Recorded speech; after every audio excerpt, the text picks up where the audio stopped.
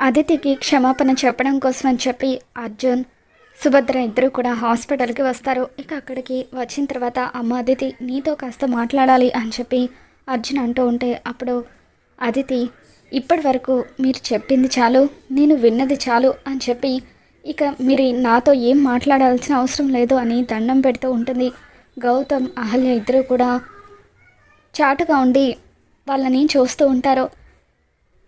ఇక అప్పుడు అదితి, గౌతమ్ నన్ను మోసం చేశాడు, మీరు నాకు న్యాయం చేయలేకపోయారు, మధ్యలో నాశనం అయిపోయింది నా జీవితమే కదా అని చెప్పి ఇంతకు మించి మీరు ఇంకేం చేయగలరు అని అర్జున్ని ప్రశ్నిస్తూ ఉంటుంది.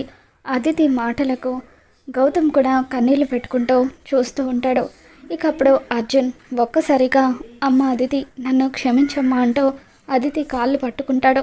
ఇక దాంతో అర్జున్ అలా అదితి కాళ్ళు పట్టుకోవడం చూసి గౌతమ్ గుండె పగిలేలాగా ఏడుస్తూ ఉంటాడు. మరి రాబోతున్న ఎపిసోడ్లో ఏం జరగబోతుందో మళ్ళీ మన ఛానల్లో తెలుసుకుందాం. ఈ వీడియో మీకు నచ్చినట్లయితే తప్పకుండా లైక్ చేయండి.